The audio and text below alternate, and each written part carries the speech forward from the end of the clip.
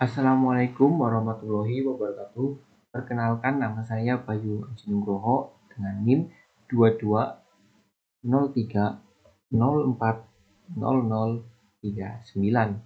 Di sini saya akan menerangkan tentang bagaimana cara perhitungan dari Bresenham. Di sini mirip seperti TDA, mungkin ada beberapa yang beda. Untuk teman-teman yang belum memahami tentang DDA harus dipahami terlebih dahulu, karena di sini saya tidak akan menerangkan bagian ini juga. Saya akan lanjut ke bagian ini karena bagian ini sama seperti DDA, maka saya tidak akan mengulanginya lagi agar lebih simpel. Nah, oke, anggaplah kita sudah melakukan ini, teman-teman sudah paham. Kita lanjut mencari nilai M. Nilai M sendiri itu diambil dari Y2 dikurang Y1 dibagi X2 kurang X1. Ini hasilnya 0,85. Lalu kita tentukan stepnya. Stepnya juga sama seperti yang ada di bab DDA, di mana antara dx dan dy mana yang lebih besar, itulah yang akan menjadi nilai stepnya. Di sini yang nilai deltanya yang paling besar adalah delta x. Oleh sebab itu delta x maka akan menjadi step. Stepnya itu di sini 7. Lanjut melakukan iterasi. Untuk iterasinya juga sama. Let x itu digunakan untuk menyimpan data, dan let y atau variabel y itu juga untuk menyimpan data, di mana ini akan diubah dalam bentuk array data-datanya. Untuk x dan y huruf kecil itu digunakan untuk menentukan nilai tiap tabel. Nah, y itu nilai untuk awalan kita pakai Y1. Y1-nya adalah 7 dan X kecilnya adalah X1, di mana X1-nya juga bernilai 7.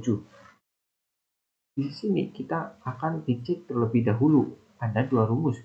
Jika M-nya kurang dari 1 dan M lebih besar 0, maka kita akan menggunakan rumus yang ini. Ini semua sampai sini. Nah, semua rumus ini. Tapi jika M-nya lebih besar dari 1, maka akan menggunakan rumus yang ini. Karena di sini saya akan mencontohkan contoh dari ini.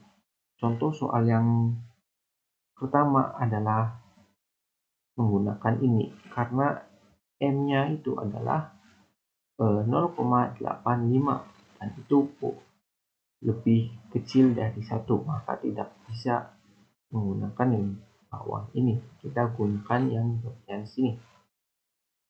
Yang pertama kita tentukan D1-nya terlebih dahulu. D1 itu diambil dari 2 dikali delta Y, dan D2 di rumus untuk mencari D2 adalah 2 dikali dx min dy, tapi kita kurangi dulu antara dx dengan dy, baru kita kali dengan 2.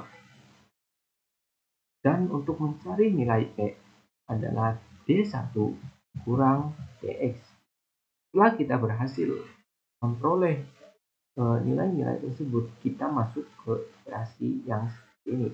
Konsepnya mirip seperti DDA. Jadi kalau teman-teman paham tentang DDA, otomatis pasti paham tentang Bresenham juga. Di sini kita menggunakan perulangan atau looping, di mana I-nya adalah 1. Jika I-nya lebih kurang dari sama dengan step-stepnya adalah 7, maka akan menghasilkan nilai true dan akan mengeksekusi kode yang ada di sini. Nah, Tadi 0 kurang dari sama dengan 7. Itu true. Maka kita lakukan eksekusi kode di bawah ini. X-nya tadi berapa? X-nya adalah X1, 7.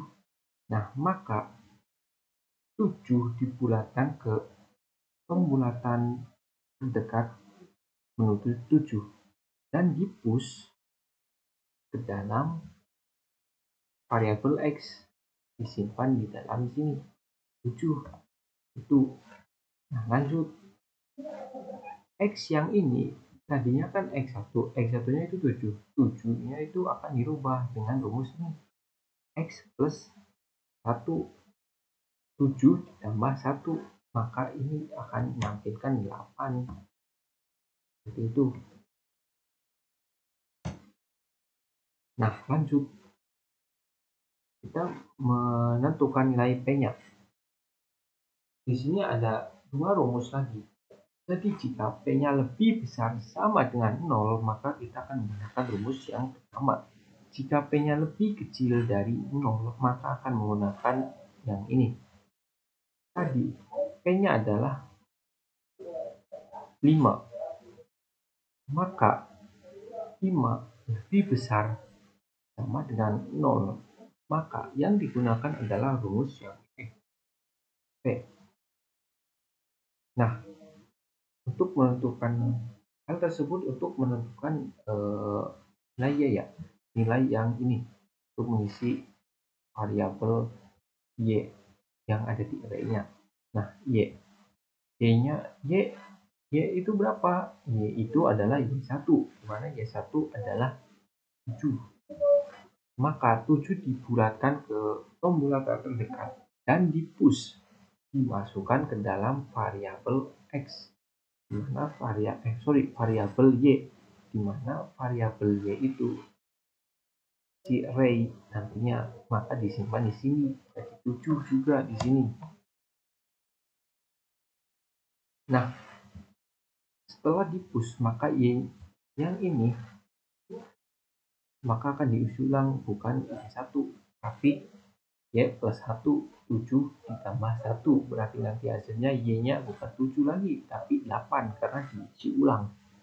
Sedangkan untuk P-nya juga kita isi ulang kembali, yaitu P sama dengan P dikurang D2.